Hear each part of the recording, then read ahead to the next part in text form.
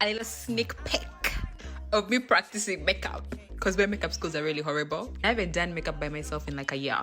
I had scrambled eggs for breakfast. I also had porridge, but I didn't record that. I actually forgot to record that. One thing I love about this country, when it snows, buses don't work, trains unavailable, classes online. See that baby boy playing in the snow, like, damn. Some of us, our bodies cannot withstand such temperatures, so we're inside. And of course, my classes are online. I don't have to trek through the snow. Like, I don't have parents. Like, I'm alone in this world. You know, seeing how cold it is outside and knowing that you don't have to go, best feeling ever.